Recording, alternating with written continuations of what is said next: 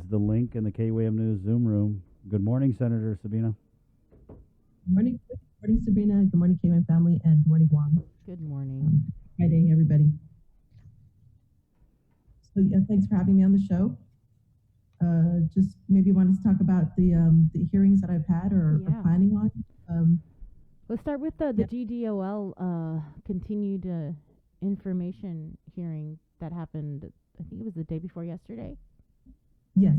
Yeah. So the purpose of that hearing was to kind of provide a debriefing of the PUA, the Pandemic Unemployment Assistance Program.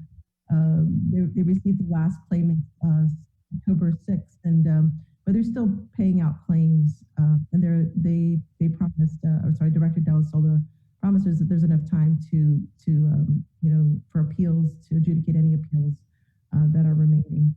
But I think what's important, one of the other important roles that DOL plays is their other pandemic response, which is workforce development. And that's really critical. According to their latest report, about 8,000 people are unemployed, and but that doesn't really necessarily capture all of those that are without work. There are roughly over 30,000 people that avail themselves of the pandemic unemployment assistance. So there is a greater number in need of jobs. And some of the takeaways from the hearing was that there are jobs out there. According to Director Della Sola's testimony, they received about 10,000 job postings on the hire.guam, according to their last quarterly report. And it's a matter of either accessing their website, accessing Department of Labor resources. And I think that's very important. But the other thing that Director Dave Della Sola mentioned was that he is pledging his support to all companies that are going to host job fairs. He would like to post some of the case managers to help assist people who are applying to fill out applications, and should they not receive the job, they would then pursue other avenues for other opportunities for them. So yes, so for those people looking for work now that PUA is coming to a close, there are resources available through Department of Labor. In addition to Department of Labor, there's also many of the providers, trainers that can help upskill laborers, workers through, for instance, Guam Community College. There are 13 other eligible providers on the list that Department of Labor recognizes. And this is really critical. And I think, as I mentioned in another earlier show, that, really the problem is, how do we get 8,000 plus people back to work? And I think there's a way to do that with, if we can get enough trainers. Imagine if you have 20 people per boot camp. So we need roughly about 400 trainers to get to 8,000 jobs. And I think it can be done. We just need to strengthen that part of, expanding the list of trainers. And I think also GCC has a really good model too as well. They work hand in hand with companies that have jobs, and that's how they develop their boot camps. It's a program tailor made to the company. The curriculum is there, and so once they graduate, they have the skills that are necessary, as well as a job at the end of it. Most likely, so they can complete the program. One of the things that was mentioned is that, in addition to learning the trade, some of the soft skills are really needed to get a person up to speed on the job position. So I think that's really critical too as well. What about that program that they were going to launch, but they decided to set it aside for now? I can't remember the name, but I believe it was supposed to help businesses, and then they decided, let's go with Gita's program first. That was that. I don't know the name of it, but it was like the governor made a big announcement at the. There was like a chamber forum or something, and it was where they were going to give the businesses money to subsidize the hiring of displaced private sector workers, and then they had later come out and said, "Oh, we talked to businesses, and they just want the money." And so they set up that GITA grant program.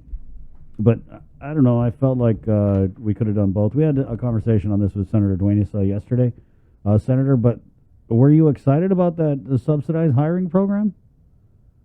Yeah, I think we need to figure out another. I mean, if Gita can't, so in fact, I did reach out to Gita regarding, perhaps, working collaboratively with what Department of Labor.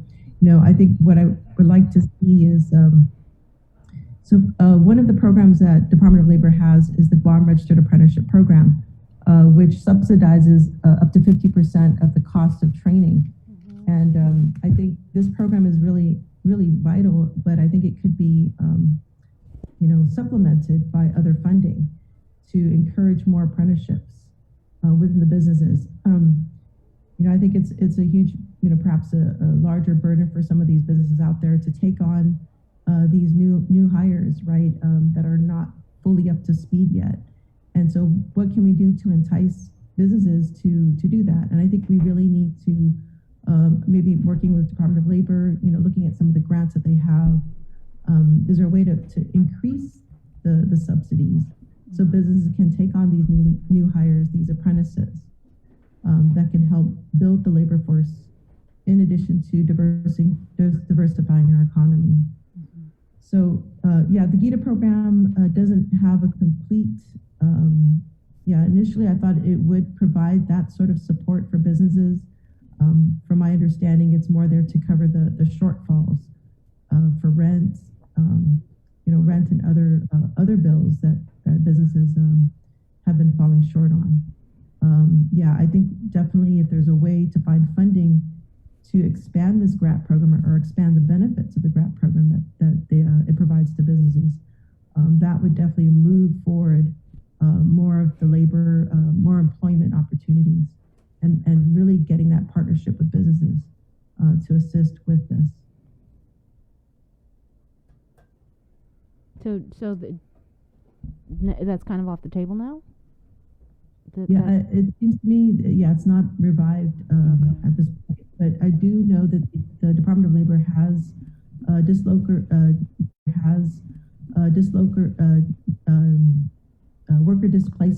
worker displacement grants that perhaps can be used for those purposes to help expand the programs that they have already in place.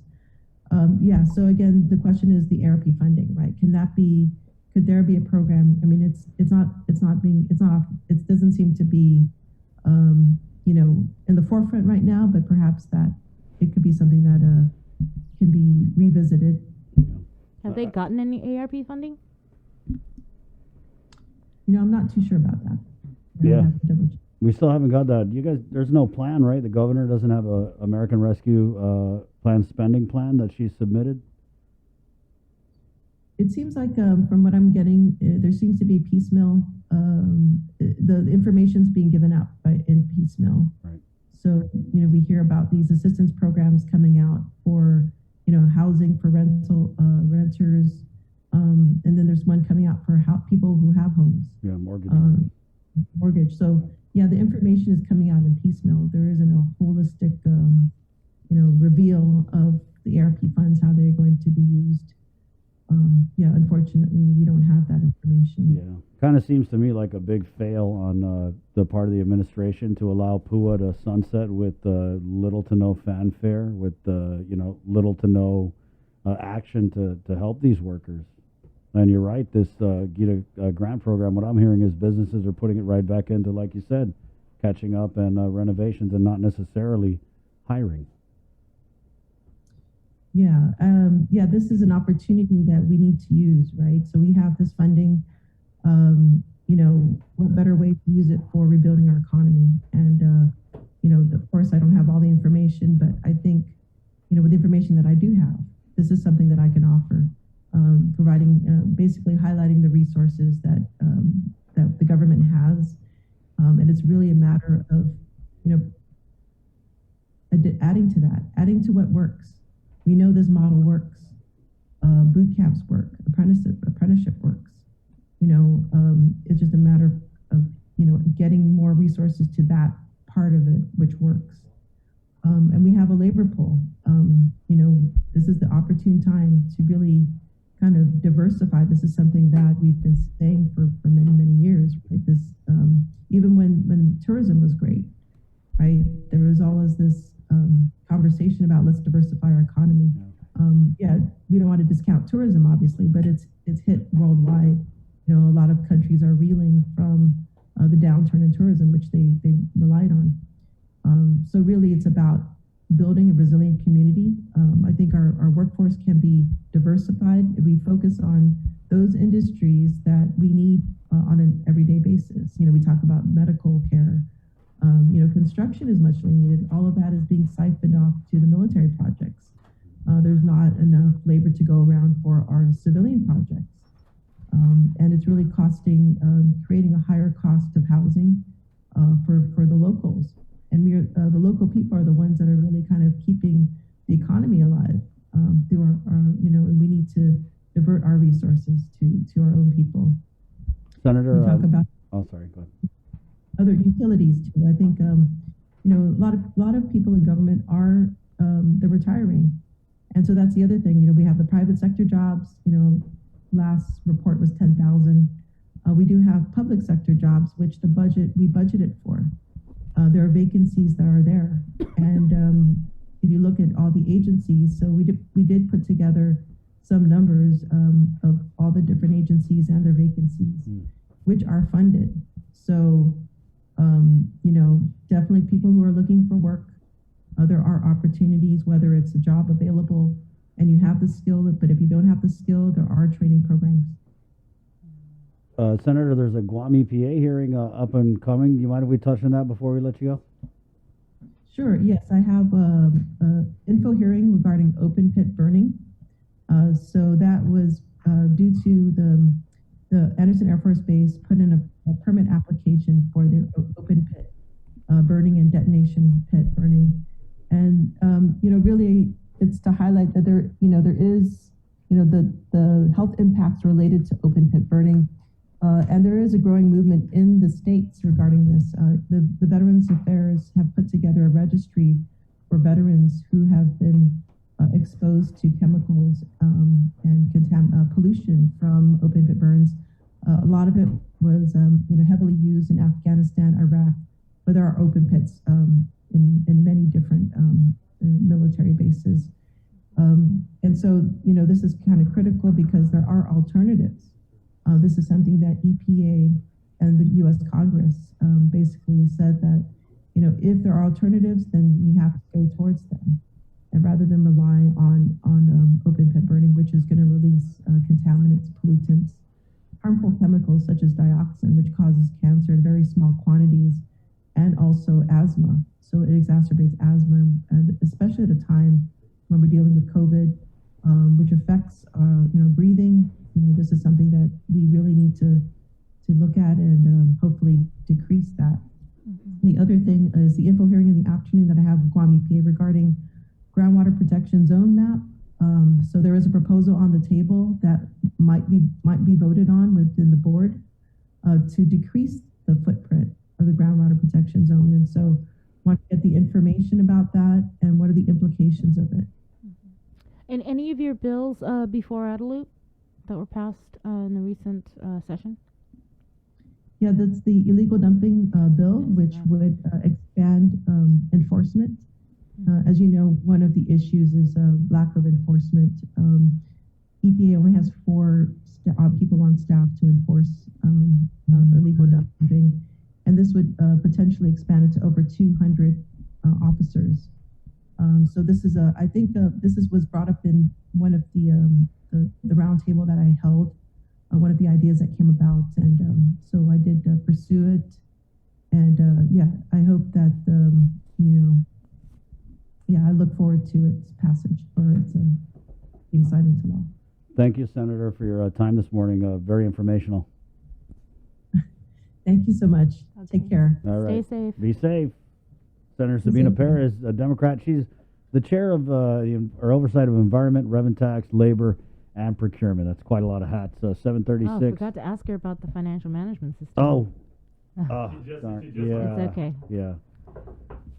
Well, we'll figure that out. So the financial management system.